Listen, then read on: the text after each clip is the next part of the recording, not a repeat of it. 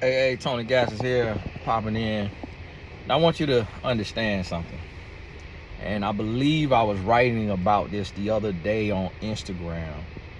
And a couple things happened with that writing. My mind went somewhere else. So I was writing on Instagram, and celebrity screenshotted what I wrote and posted it.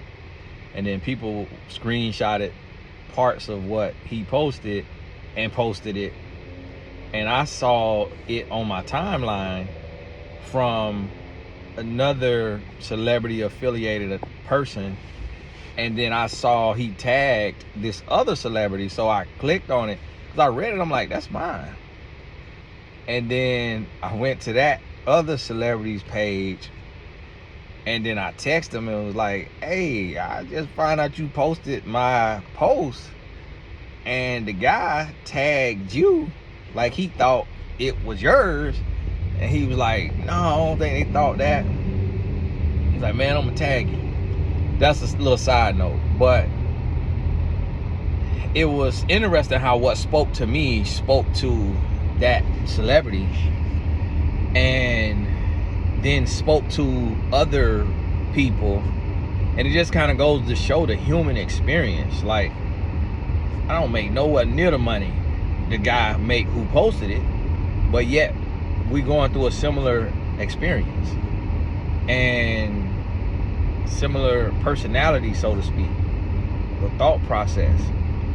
And that was very interesting to see that on every level there is spiritual warfare, on every level. And I want you to understand that everything that you think that is contrary to the word of God, and everything you think that is contrary to peace and prosperity is spiritual warfare. A lot of people think that spiritual warfare only comes at certain times and to certain people on certain levels. Every single human is significant. If you were not significant, you would not be here. Every single human being is significant. If you were not significant, you would not be here. What immobilizes you is spiritual warfare. You are telling yourself, I don't want to be judged. I don't want to be critiqued. I don't want to be praised. I don't want to be looked up to. I don't want to be seen. I don't want to be heard. I don't want. That's what you're telling yourself. And when you tell yourself that, the opposing spirit says, yes, I got him. I got him. Him or her. I got him. And then you shrink. When you are in a marriage, the way we are tried is, we tried in different ways. One way is, as for a lot of women, I don't feel like having sex. I cook. I clean. I'm not finna have sex on top of all of that. I work 40 hours. I'm not finna clean the house. I'm not finna cook. I do this. I do that. I ain't doing this. I ain't doing that. That's how it'll come with women. To men, it'll come, are you talking to another man? You dealing with another man? Who you telling this? Who you telling that? I ain't got to cook. I ain't got to clean. I ain't doing nothing. I'm going to do what I want to do. I ain't worried about your budget. I ain't doing this. the spiritual warfare happens in areas that makes us selfish or greedy, and we can't move forward. If you're a school teacher, I'm tired. This is so unfair. They work us like slaves. They don't pay us. I feel like an indentured servant. This is ridiculous. We got the hardest job. We're dealing with the future, and we're being paid the least. And I gotta watch LeBron James play with his balls and get millions of dollars a night. And this is ridiculous. And then he wanna send his naughty head kid to my class, and they coming in here smelling like marijuana and disrupting class, and I'm getting $36,000 a year. You know what? They don't know English anyways. I'm finna mark up this whole paper. They won't know that, and then boom, now you're affecting the youth. I get so tired of hearing people talk about their teacher said they wasn't gonna never be nothing. I'm like, what kind of school did you go to? Because I have never had no teacher tell me I wasn't going to amount to nothing. But I know it happens. I know it is said. My football coach used to tell us, you don't do this, you don't do that, you're gonna be flipping burgers at McDonald's. Like, wow. It ain't now one of those flipping burgers, but well, some people, they were telling one of my teammates in and out of jail. You know, one of the basketball players went to prison. So, I mean, it did turn out for some people, but how can a teacher, why would a teacher have spiritual warfare? Because she's dealing with the hearts and the minds of tomorrow. Her finger is on the pulse. Your child is with their teacher more than they with you. So if the teacher is negative, if the teacher is scarred, if the teacher is broken, that child gonna be broken. And what this teacher don't understand, this is what the teacher don't understand. What the teacher don't understand is that if she made an impression in my life, if she made a lasting impact in my life, or he, and spoke into my life, and saw something in me and called me to the side, do you know in that year when I bought everybody around me a Mercedes-Benz, I would have bought that teacher a Mercedes-Benz. And I know I'm saying it Mercedes. I know it's Mercedes-Benz. I would have bought that teacher a Mercedes-Benz. And she don't even realize it. She'd have been going to this job, and I gave her lifetime service. Lifetime service, paid her insurance. She'd have been going to the job, pulling up C-Class on that $30,000 a year, but getting out that thing looking good. And then they say, whoa, how you got a Benz? You must got a raise. We working at the same school. She would have told them, yeah, we work at the same school, but my student, Tony Gaston, you remember him? Tony Gaston bought me this. But listen, I don't remember a school teacher. I don't remember a teacher. I remember some of their names, but I don't remember and one of them speaking life into me. I don't remember them tearing me down, but I don't remember now one of them speaking life into me. Now, it was one teacher that believed in me. My 4th grade teacher, Miss Cook.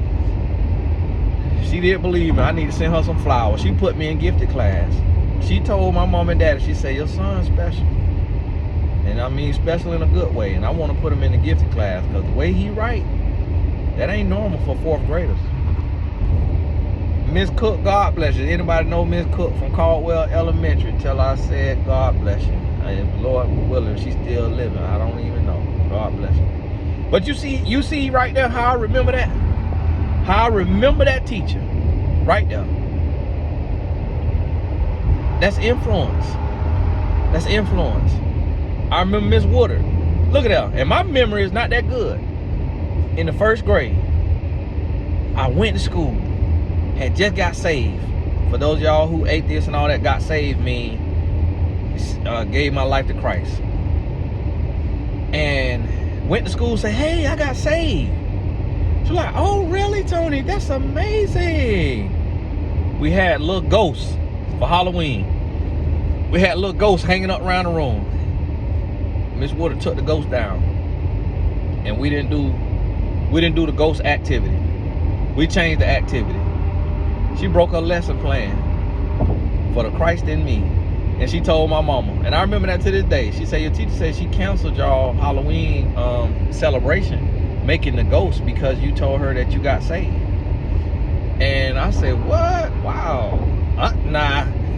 I ain't know the Lord was against making the ghost on Halloween. I'm like, hold on. Now, do this mean we don't get the candy? Because if that, hey, I ain't saved yet. So, listen, them teachers right there, I remember their name. Miss Woodard and Miss Cook. That was 1st grade and 4th grade. I remember their name. Now, when I think about the high school, I went to a predominantly white high school in 10th grade. I can remember Miss King, and I can remember Mr. Carpenter. See, I want you to understand the reason why I'm taking you through this process, because I want you to think about what teachers can you remember, for good or for bad. Now, if you just got this exceptional memory, you remember the person you met at the grocery store last week, you don't count. You're not in this exercise. And I remember my Mr. Carpenter, he spoke life into me about being humble. He said, you know what I love about Tony? I walked into the classroom. I had just played a basketball game the night before, and I had 25 points or something like that. And he said, you know what I love about Tony? He said, when he comes in the classroom, you can't tell if he scored 2 points or if he scored 25 points. He's the same guy. Hold on, this is my exit. He's the same guy every day. And I truly was humble, and I was not faking. And the reason why I'm humble, because I don't like to make nobody feel bad about themselves. Now, I'm going to tell my truth now. And sometimes my truth, if my confidence offends your insecurity, or if my truth offends your insecurity, then that's a personal problem. But I never try to make nobody feel bad. And I remember that he said that. And still to this day, when I see people, now some days I don't feel like talking, I don't feel like seeing nobody. And I muster up the courage. And I still, hey, how you doing? I was out the other day, and I came out, and I was walking back to my car, and this young man, he come running out of the store. He was at Tire Kingdom, I think. He said, hey, are you Tony Gaskins? I'm like, man, this is scary. Because this guy is inside of this store. I'm walking to my car. He inside the store. So he looking out the store, and he could tell who I am from in there, and I'm not in my city.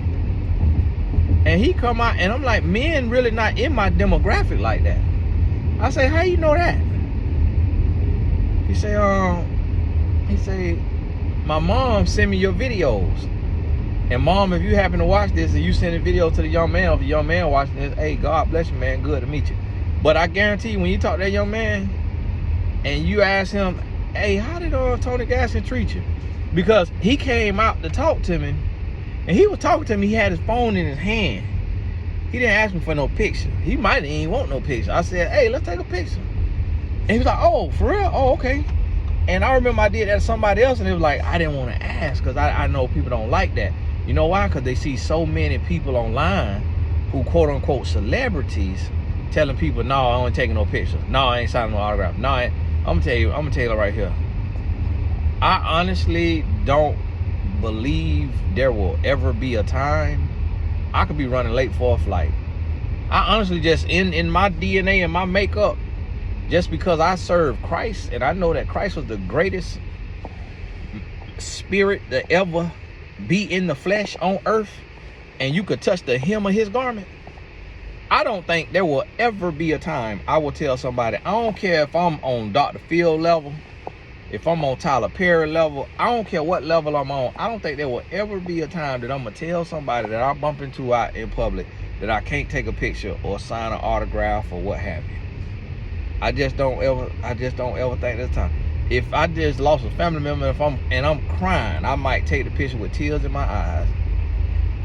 just because we humans. And if it means that much to another human to talk to me, then that must mean something for their life. And see, I want you to understand this here spiritual warfare, because you could be raising. Think about this now. You watching this video. You watching my video. Do you have a son? You could be raising a boy that will have the same impact or a greater impact. If your son have 10% of the impact, do you understand 10% of my online following would be 350,000 followers online? Do you understand? Now, so you ask me, let me ask you, would you want your son to be able to impact 350,000 lives? What would the answer be? So, if that's what you are raising, then why are you too tired to put him in activities? Why are you crying broke instead of picking up a second stream of income? Why are you ignoring the fact that the Entrepreneurship with Purpose and the Birth Your Book course and the How to Be a YouTuber and How to Create an Online Course is only $16 today on TonyGassisAcademy.com? Why are you crying broke? Oh, I can't afford soccer. I can't afford piano. I can't afford this. I can't afford that. Instead of getting on your grind and doing what you got to do so you could cultivate that boy's spirit. So you could help him grow into who God got him to be. But your spiritual warfare got you tired, got you broke, got you stressed, got you worried, got you everything under the sun. Like, listen, right now I got big bills. Right now I got a big bill. I got a bill due right now that's over $21,000. And listen, you think I want to pay that bill? That's part of the reason why the course is $16 today. I got to do what I got to do. Hey, I got to run a sale. Why? I got bills to pay. You see what I'm saying?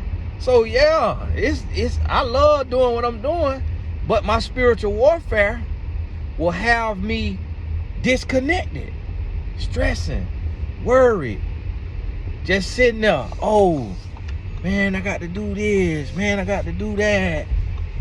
Man, this, man, that. Spiritual warfare had me paralyzed. And I was paralyzed because all the bills, I'm looking at all the bills and I'm like, Lord, what in the world? And then I had to tap in. And the Lord said, okay, boom, you got to work. Okay, boom, going on tour July. Boom, London, popping up, doing a pop-up there. It's $547 because it's a full day deep dive intense training. I'm finna give you a $5,000 training for $547 and you're getting lunch. So you're really paying $500. Boom. Okay, got to do it. T-shirt line. Boom. Hey, we processing y'all hoodies right now. The consistency hoodies right now.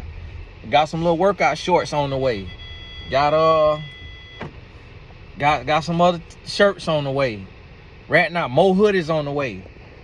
I had to get outside of that spiritual warfare to do what I got to do because my family got to be taken care of.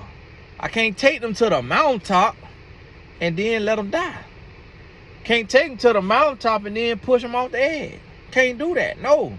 Got to stay tapped in. Got to stay locked in. Got to keep working. Got to do what I got to do. Even when it's painful, even when it's uncomfortable, got to do what I got to do. Got a meeting coming up here in 20 minutes, but I need to clip my fingernail. I'm gonna pop in this here gas station and see if they got it. If not, I got to ride up here to the grocery store, closest place to me. Yeah, got to clip my fingernail. Hey, got to do what I got to do. You know what I could put in here? Oh, I'm about to get next door and talk about doing my talking about doing my little office space, man. I could do my little men's grooming salon, cause that's a hair salon, so I really ain't competing with that if I do it for men. Little nail salon, I want a place where men could get our manicures and pedicures without getting looked at crazy. People looking at us crazy. I'm gonna ask my wife to ask her nail person how much she'll charge me to come be my main nail tech. I'm just talking now. I'm just thinking out loud. I'll be done open the thing and not a soul doggone be in there. I'll be in there paying rent. The raggedy men ain't coming in there to do nothing. But I'm gonna get these men to get some facial, man. We got to be more cleanly. Get you a facial, get your manicure, get your pedicure. You know, treat yourself too as a man. Take some of that stress off for you, boy. Get me a facial room, get me a massage room. But hey, listen to me now. I want you to think about this here spiritual warfare, what you dealing with, and understand. And this is what you got to do. So I'm having these thoughts. But the next thing I have to tell myself is, Tony, why you think you having these thoughts? You having these thoughts to try to disrupt your marriage so it disrupts your purpose. You only under attack because you're a threat. Hey, God bless you. My wife called him. I got to go.